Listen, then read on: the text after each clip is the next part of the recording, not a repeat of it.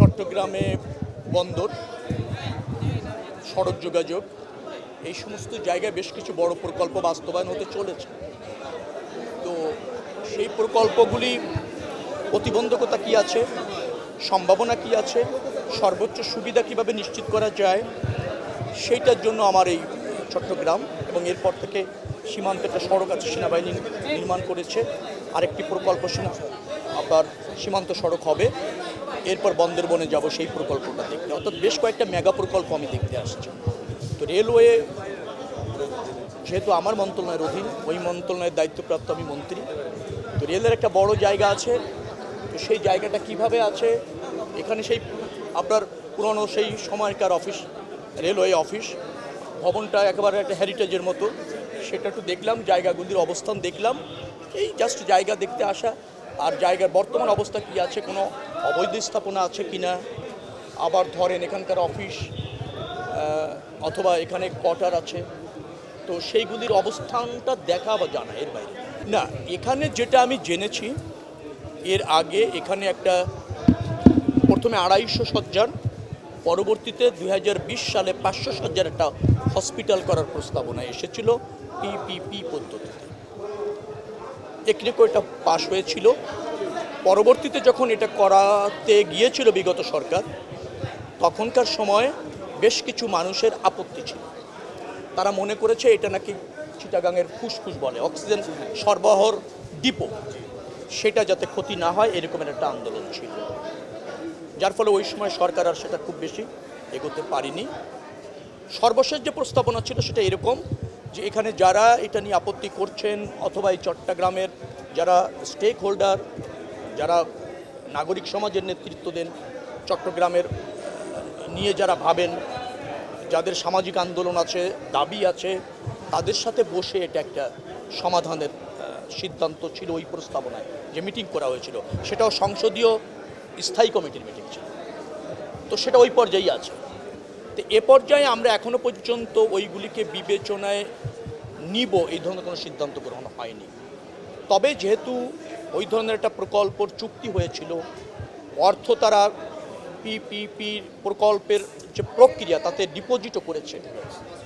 Deposit করেছে, তো তাদের সাথে তো এটা একটা সমাধানে যেতে হবে। তো সম্ভাব্য সমাধান কি হতে পারে সেটা নিয়ে সবার সাথে আলোচনা করে ঠিক করা হবে। তবে কি সমাধান হচ্ছে বা সরকার এখানে হসপিটাল প্রতিষ্ঠিত করবে কি না বা করলে কি প্রক্রিয়ায় করবে, সেটা নিয়ে এখনও বলার মতো কোনো অগ্রগতি নেই। না, এই হাসপাতালের বিকল্প ওটা এরকম না। এখানে পিপিপি যেটা হয়েছিল সেটা হচ্ছে এই জায়গায় কোনো রকমের পরিবেশের ক্ষতি না করে, কোনো বৃক্ষের ক্ষতি না করে, সব কিছু অ্যাজ ইট ইজ রেখে যদি সম্ভাবনা থাকে সেইটা বিবেচনা করে হসপিটাল হবে, এই রকমের সিদ্ধান্ত ছিল। এর বিকল্প কোনো সিদ্ধান্ত গৃহীত দাপ্তরিকভাবে হয়নি বিগত সরকার। আমাদের সরকারের এখনও কোনো সিদ্ধান্ত নেই। ওই সরকারের সময় অতটুকু অগ্রগতি হয়েছিল, আমরা এখনও এটা নিয়ে কাজ করব বা করতে যাচ্ছি, এরকম কোনো সিদ্ধান্ত হয়।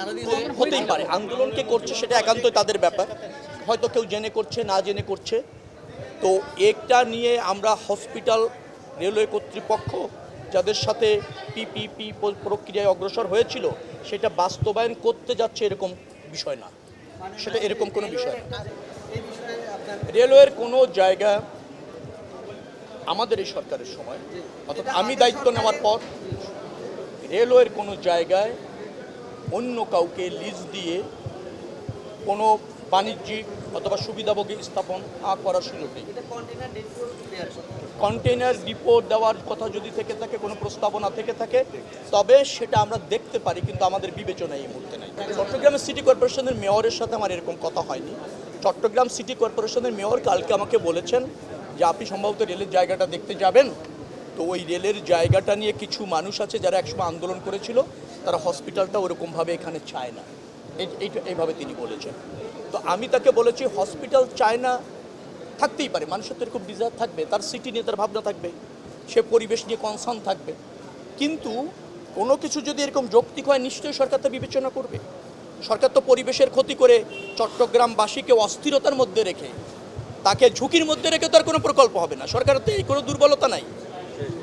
তবে যদি এমন কোনো প্রকল্প হয় যে যেভাবে ক্ষতি ভাবা হচ্ছে প্রকৃতপক্ষে তা না, তার চেয়ে আরও বেশি জনবান্ধব, আরও বেশি চট্টগ্রামের জন্য প্রয়োজন, সেইগুলি বিবেচনা করে দেখা যেতে পারে। কিন্তু সরকার, আমি আবারও বলছি আপনাকে, এই জায়গায় হসপিটাল করতে যাচ্ছে বা বাধ্য বা করবে এরকম কোনো নিউজ নেই, এরকম কোনো পদক্ষেপ নেই। আচ্ছা, আপনি যদি বলেন ওই হসপিটালটা যে পর্যায়ে আছে, তার যে রুগী, তার যে ব্যয়, সেইটা মনে হয় যে আপনার আধুনিকায়ন করে কার্যকর করা বান্ধব না। আর রেলওয়ে এভাবে যতগুলি হসপিটাল করেছে তার নিজের জায়গায় অনেক সময় সংরক্ষণ করতে পারছে না, যার জন্য সরকার ওখানে নতুন করে ব্যয় করবে এরকম মনে করছি না আমরা এখনো পর্যন্ত। তবে ওই হসপিটালটা যদি, আপনার প্রশ্ন যদি ঠিক হয় যে ওই হসপিটালটা বড় করলে কার্যকর হয়, তাহলে ওই হসপিটালের পাশে আরও আধুনিক একটা হসপিটাল করে নিশ্চয়ই তাও কার্যকর হয়, যুক্তি যদি বলি। কিন্তু আমরা ওইগুলি এখনও ভাবছি না। আমরা ভাবলে আপনারা জানবেন, আর যা ভাববো চট্টগ্রামবাসীকে সাথে নিয়েই ভাববো।